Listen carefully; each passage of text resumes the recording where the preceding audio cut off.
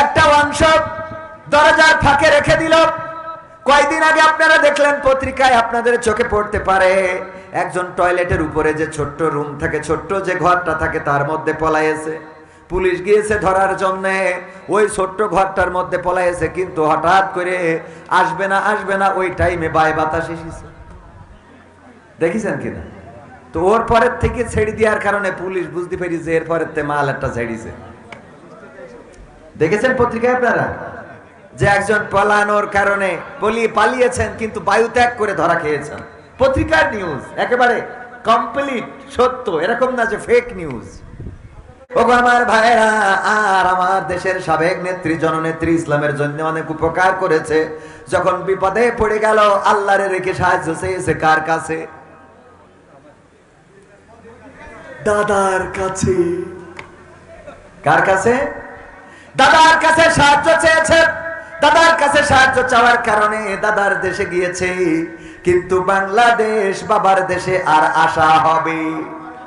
কতক্ষণ আসা হবে? হ্যাঁ, আসতে পারবে যদি এই বাংলাদেশে যারা শাসন ক্ষমতা গ্রহণ করবে তারা যদি তার চেয়ে জালিম হয়ে যায়, তাইলে আসতে পারে না? পারে না। কারণ ক্ষমতার মালিক কে? আল্লাহ। কাউকে ক্ষমতা দেন, আবার আল্লাহ কারো থেকে ক্ষমতা কেড়ে নেন। আল্লাহ যাকে চান তাকে সম্মানিত করেন। আমার আল্লাহ বলেছেন, আমি যাকে চাই তাকে সম্মানিত করি, আর যাকে চাই তাকে অপমানিত অপদস্থ করি। বলেন আল্লাহু আকবার। আল্লাহ যাকে চাই তাকে সম্মানিত করে। যেই চেয়ার থেকে বলেছিল ডক্টর ইউনূসকে পদ্মা সেতুর উপর থেকে ফেলে দেওয়া দরকার, টুস করে ফেলে দিতে হবে, আর একজনের নাম বলেছিল বেগম খালেদা জিয়াকে, দুইজনকে টুস করে পদ্মা সেতু থেকে ফেলে দেবে। যেই নেত্রী ফেলে দিতে চেয়েছিল সেই নেত্রী পদ্মা সেতু আছে, কিন্তু নেত্রী নাই। কথা কয় না। আর যারা ফেলে দিতে চেয়েছিল সেই এখন সেই চেয়ারে, যেই চেয়ার থেকে ফেলতে চেয়েছিল।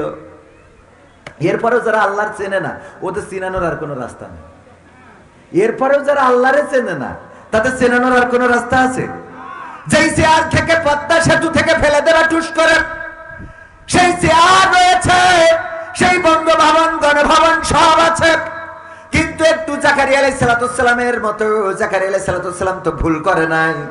জাকারিয়া আলাইহিস সালামের মাথার পরে যখন করাত লাগলো, তখন বলল চুপ থাকতে হবে, কোনো উহ শব্দ করা যাবে না।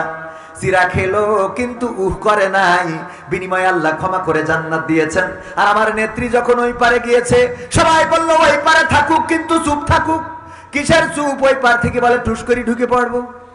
কথা কয় না। বলল রাস্তায় নামো, আর বিনিময়ে ধানমন্ডি শেষ। 32 নম্বর। কথা কয় না। কারণ কথা বললেই বিপদ আছে না নাই? আল্লাহ বলল উহ করা যাবে না, আর ওখান থেকে ছটফট করে, খালি কয় তোমরা নামো, আমি আসি। আর এই পাগল যারা রাস্তায় নামে, ওদের তো চিন্তা করা উচিত কিসের জন্য, কোন সাহসে রাস্তায় নামে, যেই জায়গার সরকার সমস্ত এমপি মন্ত্রী গোষ্ঠী সুদ্ধা পলাই গেছে। তুমি চায়ের দোকানদার রাস্তায় নামো, তোমার লজ্জা থাকা উচিত। বলেন ঠিক কিনা? এত বড় বড় বাগা বাগা নেতারা যারা বলল পালাবো না, খেলা হবে, সব চলে গেল। চায়ের দোকানদার কয় আমরা ফিরে আসব। বলে না? বলে না? লজ্জা হয় না? লজ্জাও করে না। ও আমার ভাইরা, আমার কোন দলের সাথে দ্বন্দ্ব নাই, কোন দলের বিরুদ্ধে আমার বক্তব্য নাই। আল্লাহর কথা, ক্ষমতার কথা বলতে গেলাম, কারণ আল্লাহ যাকে চান তাকে সম্মান দেন, আর যাকে চান তাকে অপমানিত অপদস্থ করেন। এই পৃথিবীতে যারা অন্যায় করেছে, জুলুম করেছে, তাদের অবস্থা যা হয়েছে যুগে যুগে কোরআন সাক্ষী। সূরা ফিল পড়লে আমরা আব্রাহার খবর জানতে পারি না? পারি না? আলাম তারা কাইফা ফাআলা রাব্বুকা বিআসহাবিল ফিল আলাম ইয়াজআল কাইদাহুম ফি তাদলিল ওয়া আরসালা আলাইহিম তায়রান আবাবিল তারমিহিম বিহিজারাতিন মিন সিজ্জিল ফাজআলাহুম কাআসফিম মাকুল। আমার আল্লাহ বললেন, ওগো নবী, আপনি কি দেখেননি আমি হস্তি বাহিনীর সাথে কেমন আচরণ করলাম? আমি তাদের ষড়যন্ত্রটা ধ্বংস করে দিলাম। আমি তাদের উপরে প্রেরণ করলাম ঝাঁকে ঝাঁকে পাখি, আর তারা নিক্ষেপ করলো কঙ্কর। ফলশ্রুতিতে তারা কি হয়ে গেল? কি হয়ে গেল? কি হয়ে গেল? পশুর চর্বি তো ভুসির নাই হয়ে গেল। আপনারা সবাই জানেন, যখন আব্রাহা হস্তি বাহিনী নিয়ে আসলো আল্লাহর ঘর ধ্বংস করার জন্য, তখনকার কাবা ঘর রক্ষণাবেক্ষণের দায়িত্ব ছিল কার উপরে? একটু উঁচু করতে হবে, একটু উঁচু। কাবা ঘর রক্ষণাবেক্ষণের দায়িত্ব ছিল কার উপরে? দেখাশোনার দায়িত্ব ছিল কার উপরে? হ্যাঁ, কার উপরে? কার উপরে? Abdul Muttalib. তিনি কে ছিলেন? রাসূল সাল্লাল্লাহু আলাইহি সাল্লামের, আল্লাহ রাসূলের দাদা আব্দুল মুত্তালিব চাচা নয়, দাদা। আবু তালিব হলো চাচা, আর আব্দুল মুত্তালিব কে? দাদা। কে? আল্লাহর নবীর নাম মুহাম্মদ রেখেছেন কে? নবীজির দাদা আব্দুল মুত্তালিব। আমার নবীর নামটা রেখেছেন, কাবার চত্বরে নিয়ে গেলেন আল্লাহ রাসূল সাল্লাল্লাহু আলাইহি সাল্লাম জন্মগ্রহণের পরে, আর কাবার চত্বরে নিয়ে যে নাম রাখলেন মুহাম্মদ। এই নামটার মানেটা আপনারা জানেন কি না? নাম কি মানে কি? হ্যাঁ, প্রশংসিত। কিসিত? প্রশংসিত। মুহাম্মদ তিনি প্রশংসিত কিনা গোটা বিশ্বে বাংলাদেশে কি কখনো এসেছে? কথা কয় না, এসেছে? কিন্তু বাংলাদেশের মানুষ তার জন্য জীবন দিতে রাজি আছে না নাই? আমরা এখানেও রাসূলের বয়ান করি। রাসূল প্রশংসিত হয়েছেন, আল্লাহ রাব্বুল আলামিন তাকে প্রশংসিত করেছেন। ওগো আমার ভাইয়েরা, মুহাম্মদ সাল্লাল্লাহু আলাইহি সাল্লামের জন্মের 50 কোন বর্ণনায় এসেছে 60 দিন পূর্বে, কোন বর্ণনায় 50, কোন বর্ণনায় 60 দিন পূর্বে আব্রাহা এসেছিল আল্লাহর ঘর ধ্বংস করার জন্য। আল্লাহ রাব্বুল আলামিন এই ঘরটা রক্ষণাবেক্ষণ করবেন, কিন্তু আল্লাহ রাব্বুল আলামিন সেই সময় তেমন আল্লাহর কোনো বাহিনী ছিল না, সেই সময় তেমন কোনো বান্দা ছিল না এই কাবা ঘর দেখাশোনা রক্ষণাবেক্ষণ করে টিকিয়ে রাখবেন আব্রাহার বাইরে। আব্রাহা আসলো ধ্বংস করার জন্য। আব্দুল মুত্তালিবের উটের খবর শুনে ধরে নিয়ে গেল। আব্দুল মুত্তালিব চলে গেলেন আব্রাহার কাছে, যেয়ে বললেন, আব্রাহা তোমার সৈন্য বাহিনী আমার উট ধরে নিয়ে এসেছে, উটগুলো ছেড়ে দাও। আব্রাহা বলল, গো আব্দুল মুত্তালিব উটগুলো ছেড়ে দিচ্ছি, অসুবিধা নাই, কিন্তু আমার দুঃখ হলো আমি শুনেছি এই কাবা দেখাশোনার দায়িত্ব তোমার, চাবিটা আছে তোমার কাছে, রক্ষণাবেক্ষণ করো, তুমি ঝাড়ু দাও। তুমি তো কাবার ব্যাপারে কোনো কথা বললে না, তুমি তোমার উটগুলো চাইলে কারণটা কি? আব্দুল মুত্তালিব বললেন, উটের মালিক আমি, আর কাবার মালিক হলেন কে? চিল্লায়ে বলেন কে? কাবার মালিক হলেন আল্লাহ, আর উটের মালিক আমি। আমার উটটা আমি ছাড়িয়ে নিতে এসেছি, আর কাবার মালিক হলেন আল্লাহ। আল্লাহ রাব্বুল আলামিন যদি চান তাইলে কাবা ঘরটা তোমার থেকে ছাড়িয়ে নিবেন। আব্দুল মুত্তালিব কাবার দরজায় গেলেন, দরজায় হাত লাগিয়ে, এখনো যারা মক্কায় মদিনায় যান তারা একটু কাবার দরজার কাছে যে হাত লাগিয়ে প্রার্থনা করার সুযোগ খোঁজেন।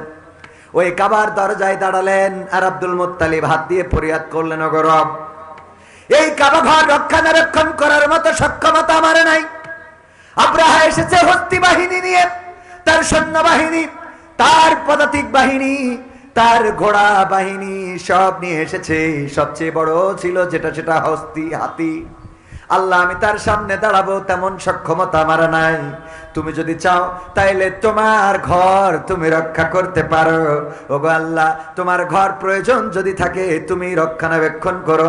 আল্লাহ রাব্বুল আলামিন সেই ঘর রক্ষণাবেক্ষণ করেছেন, বলেন সুবহানাল্লাহ।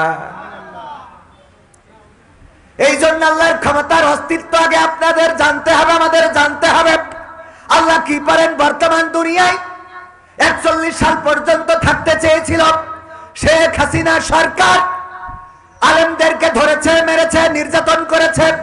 এমন কোন ভালো মানুষ নাই যার নামে মামলা নাই, ঠিক না বেটে? একবার আমাদের এক হুজুর বললেন, আমি চা খাওয়ার জন্য আমাদের বলল, কিছু লোক বলল চলেন আলহাজের চায়ের দোকান থেকে চা খেয়ে আসি। আমি গেলাম, যাওয়ার পরে চায়ের দোকানদারের দেখে বুঝলাম যে এই লোক তো আলহাজ হইতে পারে না। আলহাজ তো হবে হযরত মাওলানা আব্দুল মজিদ আল আজাদ সাহেব। চেহারা সুন্দর, টাকাও আছে, পয়সাও আছে, যশোরে থাকে, উনার টাকা আছে, উনি আলহাজ হবে। চায়ের দোকানদার কি করে আলহাজ হয়? চেহারাও ভালো না, ঠোঁটের অবস্থা খারাপ। এরকম আছে না নাই? বক্তা যে জিজ্ঞাসা করলেন, আলহাজ এটা কি তোমার দোকান? হ্যাঁ। তুমি কি করে আলহাজ হইলা? হজ করেছো কত সালে?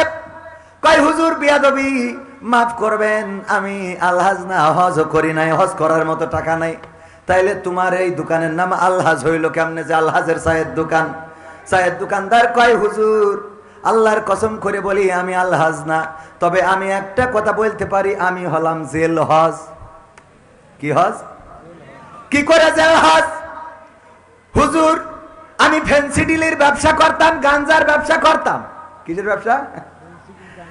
গাঁজার ব্যবসা, ফেন্সিডিলের ব্যবসা, ইয়াবার ব্যবসা, এইসব ব্যবসা করতাম। 2 নম্বরে আমারে পুলিশ ধরলো, জেলখানায় দিল। জেলে এসে দেখি, ওরে আল্লাহ, আমি ছাড়া আর ভালো মানুষ একটাও নেই। সব দাড়িওয়ালা, টুপিওয়ালা, পাঞ্জাবিওয়ালা, জুব্বাওয়ালা, মাওলানা, মুফতি, জামাতের আমির, বিএনপির নেতা, কথা কয় না। সব জেলখানায়, শুধু আমি একমাত্র ভালো মানুষ, বাকি সব অপরাধী। জিজ্ঞেস করি আমার মামলা তো একটা, আর যার জিজ্ঞেস করি কয় 32টা, 36টা, 72টা, 73টা। এত বড় বড় পাপী। আমি এটা দেখার পরে চিন্তা করলাম, আহারে আল্লাহ, তুমি আমারে হেদায়েত দিবা বুঝতে পারি না, এত কায়দা করে তুমি হেদায়েত দিয়ে দিলে। যে এই জেলখানায় এত বড় আলেমেরা আসে, আমি আল্লাহ ওয়াদা করলাম এই জেলখানা থেকে বের হওয়ার পরে আমি আর গাঞ্জার ব্যবসা, ডাইলের ব্যবসা করব না। আমি জেল থেকে মুক্তি পাওয়ার পরে এই জন্য চায়ের দোকান খুলে বসেছি। আমার যত কাস্টমার ছিল ওরা উপহাস করে আমারে বলে আমার আলহাজ বলে ডাকে। আসলে হুজুর আমি আলহাজ না, আমি হলাম জেল হজ।